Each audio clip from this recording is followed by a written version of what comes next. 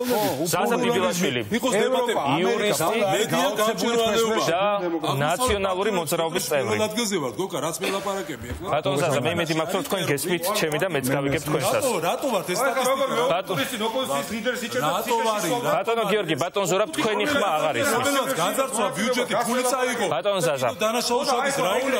ჩვენ ახლა პირდაპირ ეთერში გვერდთვებოდა სამართლო გადაწყვიტავს ვინ რას აღვნიშნებს. შინაგან საქმეთა მინისტრის მოადგილე, რომელმაც განაცხადა, რომ მიმდინარეობს გამოძიება 315 მუხლით, რომელიც დიდი ხოცნამუდარის შემდეგ მან გაგვიმარტა, რომ გულისხმობს შეთქმულებასა და ამბოხების მოწყობის მცდელობას ხელისუფლების არაკონსტიტუციური გზით შეცვლისთვის და ეს არის ძალიან მძიმე მუხლი. მე რამდენადაც ვხვდები ამას, თქვენ იურისტი ხართ, განგვიმარტეთ რას ნიშნავს ეს თქვენთვის და იცოდით თუ არა საერთოდ რომ ამ მუხლით მიმდინარეობდა გამოძიება. მოგესალმებით, მივესალმებით ჩვენს მაყურებელს, დიდი მადლობა მოწვევისთვის, მეც მოგილოცავ დღევანდელ დღეს, კარგია რომ მომეცა ჩართვის საშუალება.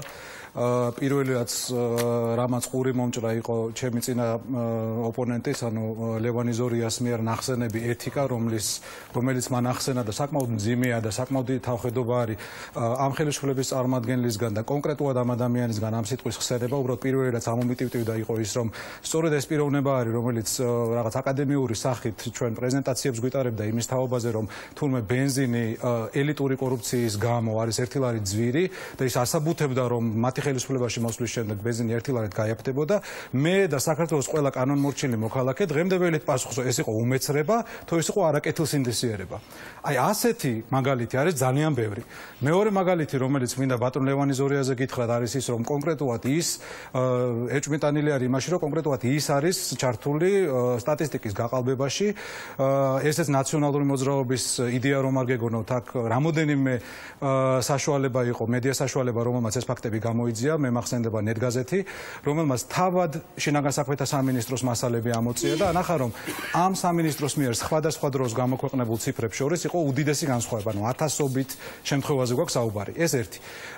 და მეორე კიდე საუბარი იყო იმაზე, რომ იყო მედიაში გაჟღერებული და უბრალოდ რეპორტაჟები იყო ისეთი დანაშაულებების შესახებ, მაგალითად კვლელობების შესახებ, რომელიც საერთოდ არ იყო შესული იმთვის სტატისტიკაში.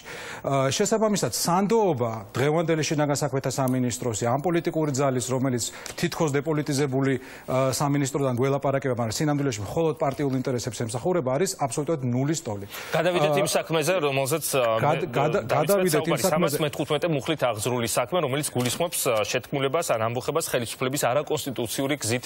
ძალიან არასერიოზული არის ვისაუბროთ ალიას და ასავალ-დასავალის ინტერვიუებით, ალბათ ჩვენი ქვეყნის ტრაგიკომიკურობა დღევანდელ დღეს იმაში მდგომარეობს, რომ მინისტრი, რომელიც მოლაპარაკე არავის უნახავს, თუმე ასეთ რთულ ინტერვიუებს იძლევა, რა თქმა უნდა ეს ყოველთვის ხდება წერილობით, არსებობს საფუძვლიანი ეჭვი, რომ ამ ინტერვიუს მას ბუნებრივია ვიღაც სხვა უწერს, მაგრამ ამ ინტერვიუსაც კი რომ ის აძლევს ალიას და ასავალ-დასავალს, რომელიც არის ამ ქვეყნის რეალური მმართველის სამაგალითო მედია, აი ეს არის ჩვენი დღევანდელი ტრაგედია და ერთ-ერთი მიზეზი იმისა, რატომ ვართ ჩვენ იმ მდგომარეობაში, რომელშიც ვართ.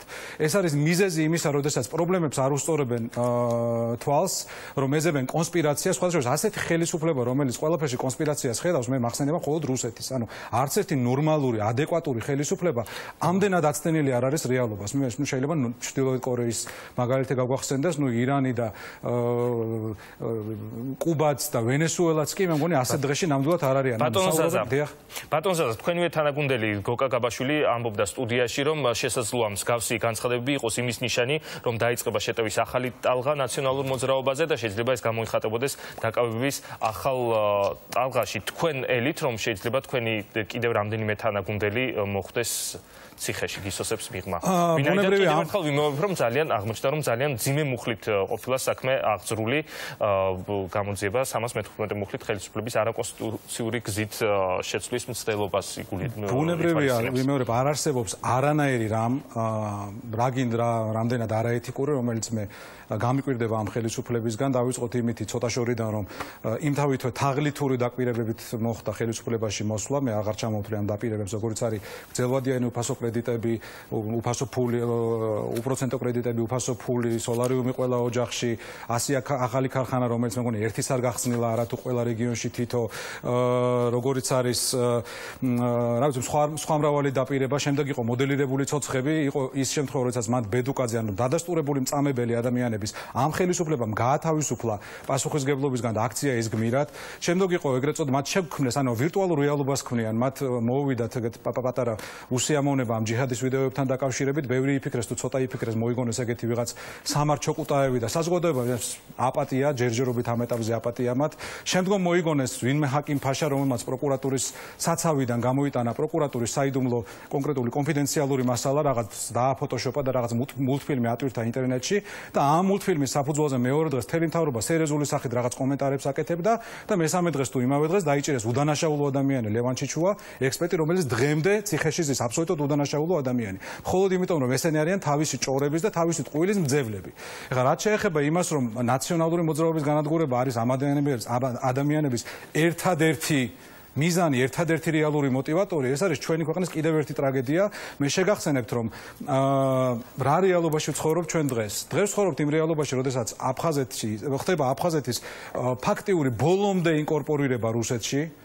დღეს ხელი მოეწურა რაღაც ხელშეკრულებებს, რომლითაც ერთობლივი ჯარი ექნება თუ ეწერება, დიახ, ესე იგი კოდორის ხეობაზე რუსეთიდან, ყარაჩაიდან გამოდის გზა, მეორე მხარეს ავარეთიდან ასევე გამოყავთ კახეთისკენ გზა და იმის მაგერად, რომ საქართველოს ხელისუფლება განგაში ზარებს ტეხდეს, საერთაშორისო, არა, ძალიან მნიშვნელოვანი თუ შეიძლება ამას დავამთავრებ, აი ამ ყველაფრის მაგერად ხდება შიდა პოლიტიკური, ანუ ჩვენ ვეუბნებით ღარიბაშვილმა თქვა რამოდენიმე დღის წინ, რომ ჩვენ კრემლის მარიონეტის ხაჯიმბას ნაბიჯებს უპასუხებთ მეტი სიყვარულით და ამ პერიოდში ამავე პირობებში პარალელურად შიდა ოპონენტებს, პოლიტიკურ ოპონენტებს ისინი უდიდესი ზიზღით, უდიდესი მტრობით და ნუ რაღაც გაყალბებული ერთის თუ შეიძლება დავამთავრებ. ორი დღის განმავლობაში საუბრობს ჩვენი ხელისუფლების წარმომადგენლები, მათ შორის სამწუხაროდ უშიშროების საბჭოს მდივანი და ბევრი სხვა ლიდერი, რომ ეს გზა კარგია, რაც მეტი გზა იქნება, მით უკეთესი, რომ პუტინი არის ადამიანი, რომელსაც შეუძლია ჩვენი პრობლემების გადაჭრა, რომ ნატო და რუსეთი თავსებადია, ეს არის სინამდვილეში ტრაგედია. არ არსებობს საქართველოს და რუსეთის შემაერთებელი არც ერთი გზა, რომელიც 200 წლის განმავლობაში ერთხელ მაინც გამოყენებული ყოფილიყო შვიდობიანი მიზნებისთვის. ყველა გზაზე ადრე თუ გვიან მოდის ტანკი და ამაში ჩვენი ღრმა რწმენით, ჩვენი საფუძვლიანი გონივრული ეჭვით, როგორც ივანიშვილის თანაშემწე იყო და არის ხელისუფლების ფარული თანხმობა. დიდი მადლობა ბატონ ზაზა, ზაზა ბიბლაშვილი, იურისტი, ნაციონალური მოძრაობის წევრი, გვერდთვებოდა პირდაპირ ეთერში.